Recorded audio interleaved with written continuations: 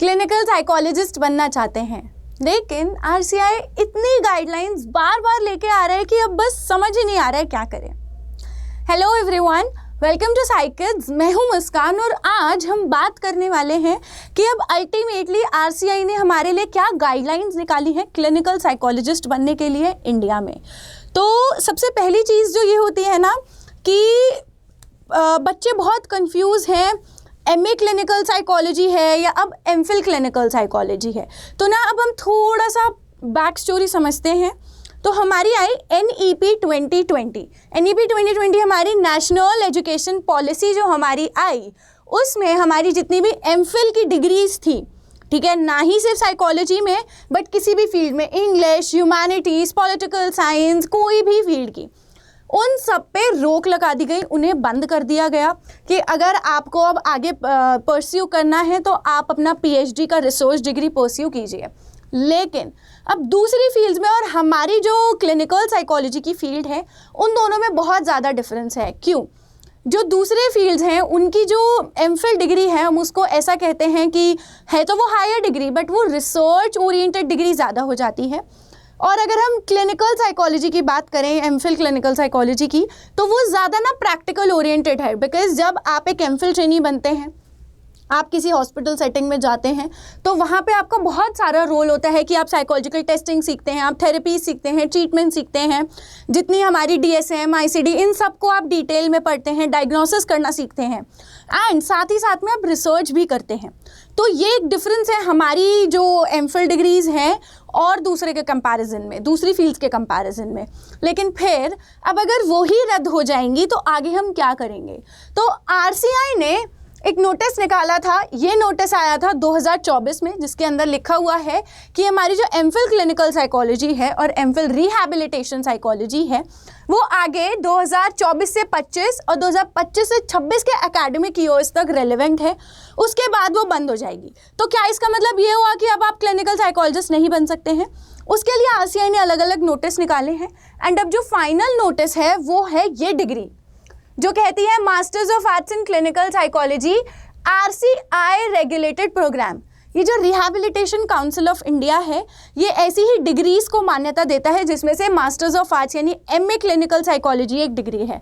तो अब क्या ये वो जो रेगुलर पोस्ट ग्रेजुएट डिग्री थी ये वैसी है? नहीं। ये जो MA क्लिनिकल साइकोलॉजी की डिग्री होने वाली है, इसका सिर्फ एमफिल से नाम बदल के MA क्लिनिकल साइकोलॉजी कर दिया गया है और इसका पूरा करिकुलम सिलेबस उसी अकॉर्डिंग रहने वाला है, जिसमें आप हॉस्पिटल सेटिंग में, NGO में, अलग अलग जगहों पे जाके काम करेंगे। साइकेट्रिक, साइकोलॉजिकल सारे disorders, treatment, diagnosis, psychological testing सब सीखेंगे। एट द सेम टाइम यहाँ पे ये जो डिग्री है, यहाँ पे लिखा है नोटिस में कि it is in place of present MPhil clinical psychology, ठीक है। तो ये हमारी रेगुलर डिग्री नहीं है, ये सिर्फ उन्हीं इंस्टीट्यूट्स में आपको देखने को मिलेगी जिन्हें आरसीआई से मान्यता है। तो जब भी आप MA क्लिनिकल साइकोलॉजी देखें तो हमेशा ध्यान दें कि वहाँ पे आरसीआई रेगुलेटेड लिखा है या नहीं लिखा है, क्योंकि ये 2 साल का कोर्स है जिसके ख़त्म हो जाने के बाद आपको क्या मिलेगा? आपको एक अपना RCI रजिस्ट्रेशन मिलेगा, जिसके बेसिस पे आगे आप as a clinical psychologist practice कर सकते हैं, ठीक है। अब एक बारी बात कर लेते हैं कि एलिजिबिलिटी क्या है। अब एक और कन्फ्यूजन जो बच्चों के मन में रहता है वो रहता है हमारी एलिजिबिलिटी को लेके। तो अब एलिजिबिलिटी बहुत वेरी कर रही है इन टर्म्स ऑफ, सबसे पहले तो हमने शुरू किया कि पहले हम क्या करते थे, 3 साल की बैचलर्स कर ली भाई, 2 साल की मास्टर्स कर ली, चले गए एमफिल करने, चले गए PhD करने, ये होता था। बट अब हमारे पास अलग अलग प्रोविजंस हैं, यानी कि 2020 से NEP 2020 आने के बाद से आपकी जो बैचलर्स है उसमें आपके पास ऑप्शन है कि आप उसे 4 साल का परस्यू कर सकते हैं। तो अब मान लीजिए कि आपने 4 साल वाली बैचलर्स परस्यू करी है तो आप एलिजिबल हैं सीधा MA clinical psychology RCI regulated programme के लिए। एक पॉइंटर जो यहाँ पे मेंशन है कि आपने 4 year of BA BSc in psychology करा है विद मिनिमम 55% और SC ST कैटेगरी के लिए 50% मार्क्स के साथ।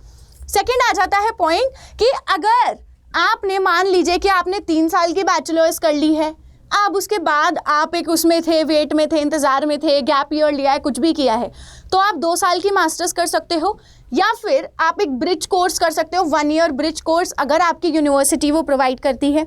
पर मान लीजिए वो भी नहीं है, तो दूसरा ऑप्शन आपके पास है कि आप 1 साल की मास्टर्स कर लीजिए, या फिर अगर वो भी आपको नहीं मिलता है तो आप 2 साल की मास्टर्स कर लीजिए। ठीक है, तो क्या हो जाएगा 3+2 वाला ऑप्शन जो आपके पास रहेगा। जैसे मैं भी 3+2 वाली हूँ, मैंने 3 साल की बैचलर्स करी है, 2 साल की मास्टर्स करी है। मैं इस MA क्लिनिकल साइकोलॉजी जो RCI वाली है उसके लिए मैं भी एलिजिबल हूँ। जिसने 4 साल की करी है वो भी एलिजिबल है। जिसने 3 साल की बैचलर्स करी है पर उनका गैप ईयर था तो वो 1 साल की भी कर सकते हैं, या 2 साल की रेगुलर मास्टर्स करके भी इस प्रोग्राम के लिए एलिजिबल हो सकते हैं।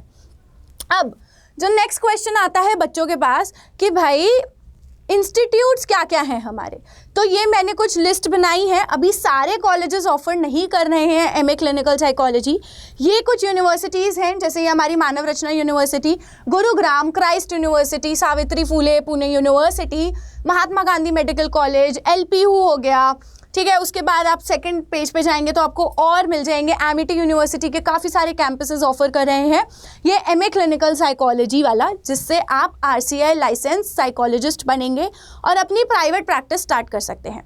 ये वाले जो कोर्सेज, ये जो यूनिवर्सिटीज़ की लिस्ट मैं अभी आपको दे रही हूँ, इनके जो प्रोग्राम है ये ऑलरेडी स्टार्ट हो चुके हैं। सीट इंटेक बहुत कम होता है।